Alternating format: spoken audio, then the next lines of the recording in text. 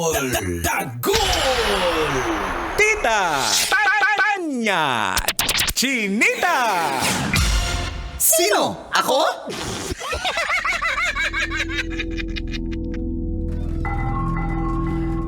Magandang araw. Ayon sa pagsisiyasat, ginamitan ng luhika, mahika at konsyensya.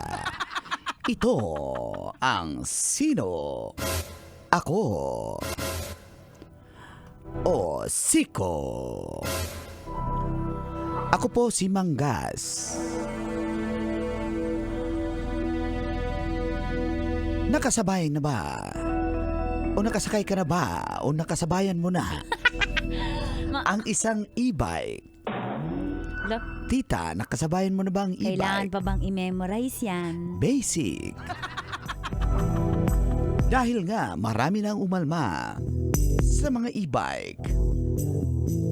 Hindi lang ang mga nagmamaneho, pati na rin ang mga e-bike user.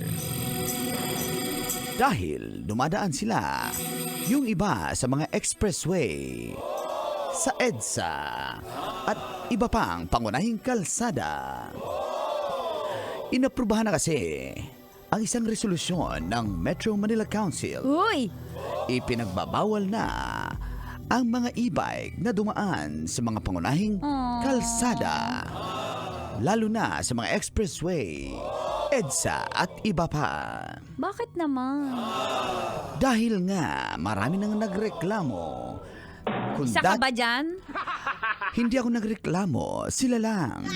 Kung dati-rati, jeepney o mga jeep ang hari ng kalsada, ngayon, e-bike na ang bagong hari ng kalsada.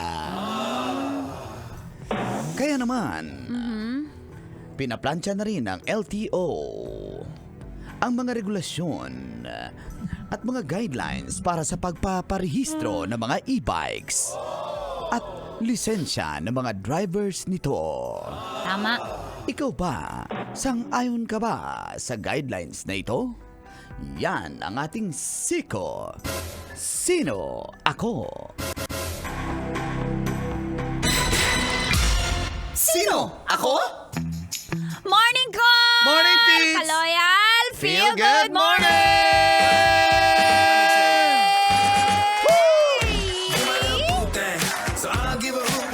March 12 na naman di ayoy.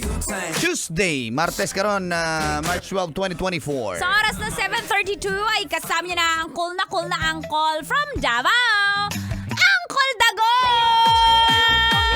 Bata pa kukul! Ayaw kul! Bata pa kukul! Galit ka, Trixie. Ala lang, ma. Yan na lang kasi yung role mo eh, no? Back up na lang.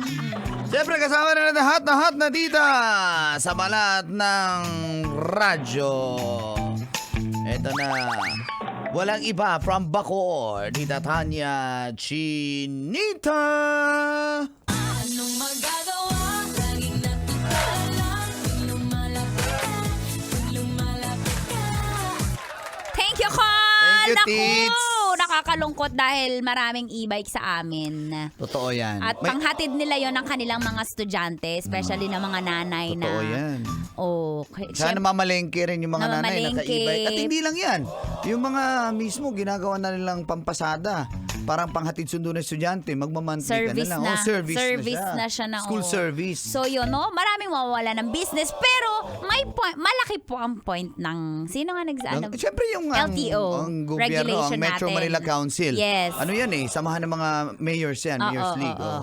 Pati naman hindi lang sa Metro Manila, kahit saang lugar ka naman siguro, kung Cebu or Davao Tama ka. naman yan. O saang lupalop ka man ng Pilipinas, may mga e-bike na eh. Yes. So, siguro nung konti, kaya hindi po, kasi masasabihin nila, ay, dati naman di nyo pinapakailaman. Ba't Oo. ngayon? Kasi nga po, medyo... Naglipanan na, dumami. Madami na. So, kailangan na ng regulation. Totoo yan. Sa totoo lang po, medyo cost talaga po siya ng traffic. Hindi lang traffic. May mga na-aksidente. Aksidente. Ano bang hulihin mo? Walang rehistro yung e-bike, walang lisensya yung driver. O anong ipapataw mong batas? Totoo yan. Walang batas para sa kanila. Sa e-bike. Oo. So, para magkaroon na tayo ng Yang kalinawan o batas. Oo. So, Tama po yan. Kasi para ang isang bansa para maging maayos ay kailangan ng batas.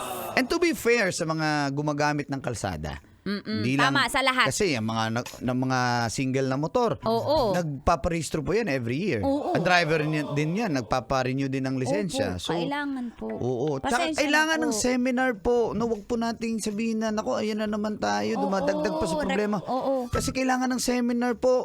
Paano yung mga traffic rules natin? Baka Tama. bigla kang kumanan, kumaliwa, bawal pala. Yes. Road signs, Totoo importante yan. po Oo yan. nga, no, hindi nila kasi alam, Col. Tama. Kasi Kala mo pag, okay, bakante, diretso Oo, na. hindi. So, May humaharurot na sports car. O di nagsalpukan kayo ngayon kasi nakita niya kahit red, wala namang sasakyan. E di yung e-bike dumiretso. O di nasalpok ng sports car. O di ba? Yung mga gano'n. O nasalpok ng may jeep. sports car sa sa Kasi may e-bike service pumasok road. sa pumasok sa pumasok sa XS Skyway. Lex. Sa S-Lex pumasok Totoo sa ba? expressway. Oo. Wow, iba rin. Binusinahan ng truck. Oy, expressway to. Ang Ay, nalulungkot. yung pakahoy-kahoy lang yung driver. Galit Oo. pa, no? Bakit? May karapatan kami. Oo. Hindi nyo kami mauli, wala kaming batas. Ang nakakalungkot, Col, minsan, overloaded yung e-bike. Ayun na nga. Tapos puro mga bata sa likod, siguro mga 5.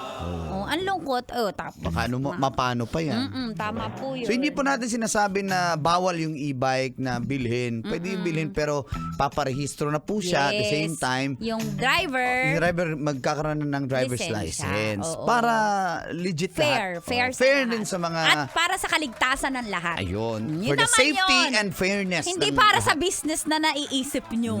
Tsaka hindi para sabihin na ginigipit nyo kaming Ay, mga hindi. mahirap. Kaligtasan po Mahirap yan. din po kami. Oo nga po eh. Oo, mahirap din po si tita. Kaya Yan nga lang yung po. mahirap na naka-Fortuner. Oy, mahirap lang ako. Mahirap.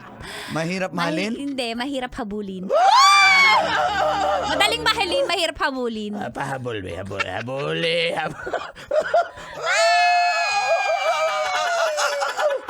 Yan, so, tabi-tabi, may truck. Diba? Ayan, so para sa lahat po yan na may mga e-bike, huwag kayo malungkot. Ganun talaga, paparehistro We must abide. Oo, may rules tayo May para rules tayo. hindi tayo makadisgrasya or madisgrasya. Tama po yan. Minsan lang nakakainis, nasundan mo ang bagal-bagal Ng e-bike? ng sports car. Nagmamayabang yung driver Ng sports car? ng e-bike. Piniflex niya sa IG, sa Instagram at Facebook. Yung sports car niya? Yung e-bike niya. Wow! Naman nakalagay Ferrari. Oh, sa sports car? E-bike. Meron pa isa. May nasundan ako, Lamborghini. Lamborghini yung sports car? Yung e-bike. Wow! Nakalagay Porsche. Yung sports car? Yung e-bike. Tsaka ang ganda, tis, kasi yung pintuan niya, bumubuka parang pakpak. Pataas? Oh, Yung sports car? yung e-bike. Ang ganda nga ng tarapal eh. Colorful. Parang may kurtina pa. Yung e-bike? Yung sports car. Ginawa mong karo yan lang. Parang purlon. Tapos ang lakas ng tugtog eh. Oo. Isang darawang kupas. Sound Ganun. system ng e-bike? Ng sports car. Tapos ang pogi ng bumaba O ba, sa sa- BGC. sa sports car? Ha? Sa sports sa car? e-bike. Kasi may may org sila niyan eh. Tuwing linggo nagkikita-kita yan sila sa BGC. Yung mga may sports car? Mga may e-bike.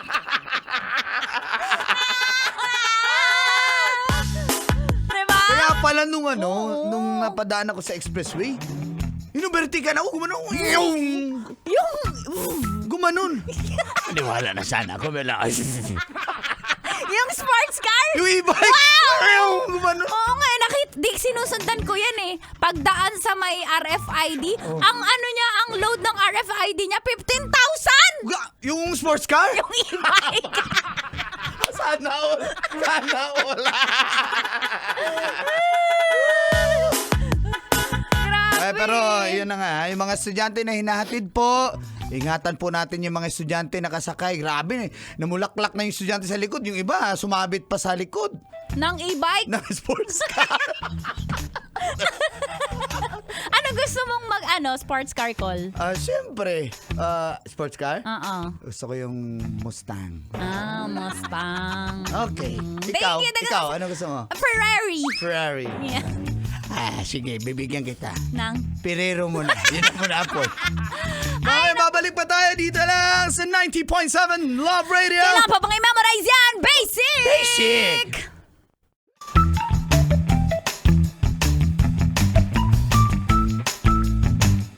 Kailangan pa bang i-memorize yan? Love Radio. Basic!